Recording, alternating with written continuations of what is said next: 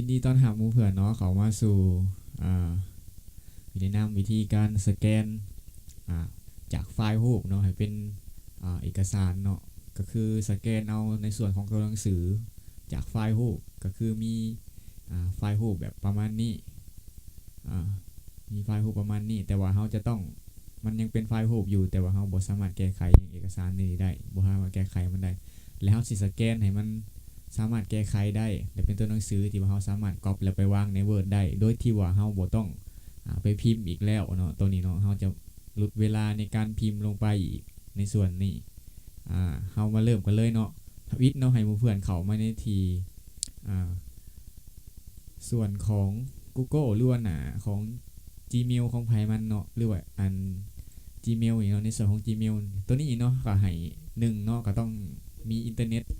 2แล้วก็ต้องมีบัญชีของ Gmail พร้อมเนาะให้จื่อรหัสเข้าพอเขาจะเอา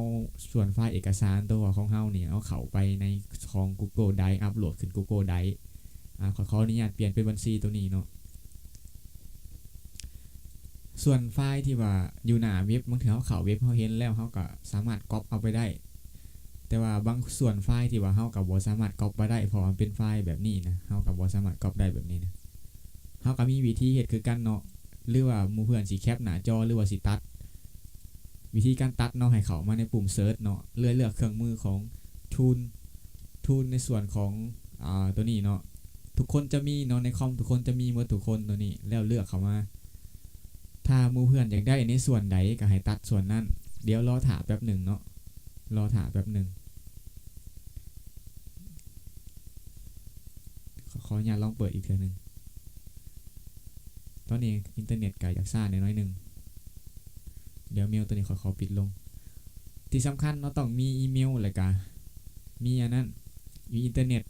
นี่เนาะมันจะขึ้นประมาณนี้ตัวว่าเครื่องมือที่ว่าตอนตัดเนาะให้เขาเลือกเขาไปที่ส่วนนิ้วหรือว่าเขาแน่ค่ะก่อนเขาจะตัดส่วนใดเนาะคือขออนุญาตตัดส่วนนี้เลยแบบแหเป็นตัวอย่างให้หมู่เพื่อนให้เบิ่งเนาะตัดส่วนนี้แล้วลากคุมสู้เราเอาแต่ส่วนนี้เนาะปึ๊บนี่จะได้ประมาณนี้แล้วคลิกเซฟเลย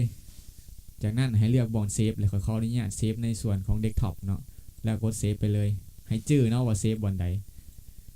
โอเคหลังจากเขาเข้ามาในหน้าของอีเมลของเขาแล้วและเข้ามาบอลในบอลนี้เนาะแอป Google เนาะคลิกกระจุยตัวนี้ออกมาแล้วเลือกเป็นไดร์โอเค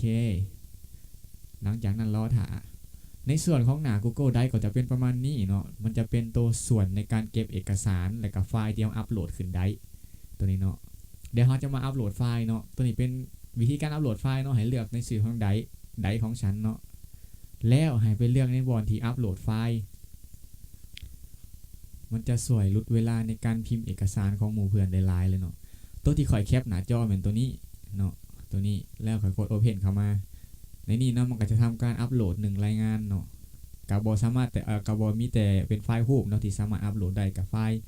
พวกต่างๆก็สามารถอัปโหลดได้เนาะตัวนี้เนาะเป็นไฟล์โอเคหลังจากนั้นเขาคลิกขวาใส่บอลไฟล์ที่เราอัปโหลดเข้ามาแล้ว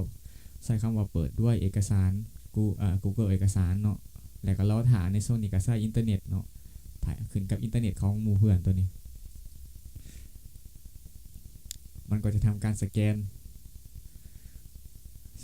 เนาะโอเคส่วนนี้ก็รอถ่ายเล็กน้อยหนึ่งเนาะมันจะสวยลดเวลาหลายเลยในการพิมพ์แต่ว่าตัวหนังสือนี่พิษเพี้ยนบอกกับมีในน้อยหนึ่ง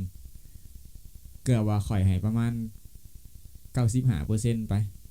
เพื่อมันจะแกนออกมานี่เนาะแต่มันจะในนี้เฮากะตัวนี้เทิงนี่เป็นไฟล์รูปนี่ไฟล์รูปเอกสารเฮาตัวแบบเฮาและตัวลุ่มนี่จะเป็นตัวหนังสือที่ว่ามันสแกนออกมาให้เฮาก็สามารถปรับเปลี่ยนแก้ไขได้ในส่วนนี้เนาะเราสามารถก๊อปไปใส่ได้แล้วนี่นะและในส่วนแท็กทั้งหัวเนาะก็จะเป็นเครื่องมือของแบบ Word เลยเนาะตัวนี้เนาะแบบเครื่องมือที่ใส่ปรับเปลี่ยนซิดซ้ายซิดขวาปรับฟอนต์ไซส์ปรับตัวหนาปรับตัวบางเนาะอะไรก็ปรับตัวส่วนของสีตัวอักษรแล้วก็ปรับส่วนของเอกสารนี่ต่างๆนี่เนาะเราก็จะได้ในส่วนไฟล์ที่ว่าสแกนออกมาเนาะก็จะเป็นตัวอักษรมีก็สามารถแก้ไขหรือว่าก๊อปไปวางใส่ในบอร์ดส่วนของWord ของหมู่เพื่อนที่ว่ากำลังจะพิมพ์นั่นก็ได้แล้วก็สะดวกสบายเนาะว่องไวตัวนี้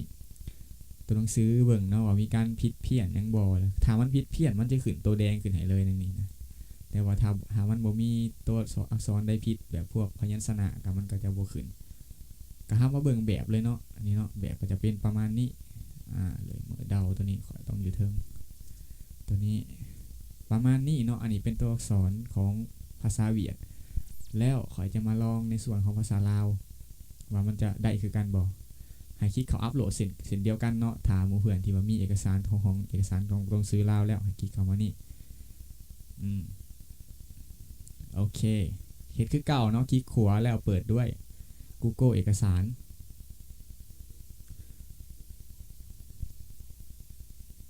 5 นาทีโอเค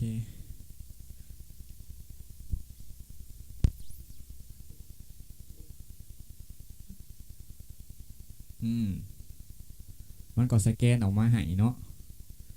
ก็ได้เนาะสแกนได้ละเอียดเอกสารแจ้งการนี่เนาะก็สามารถก๊อปไปใส่ได้เลยในส่วนนี้หมู่เพื่อนก็ก๊อปไปใส่ได้เลยเนาะแต่ว่าขอเสียของนี่มันบ่มีฟอนต์ของเป็นเพชรสระหรือว่า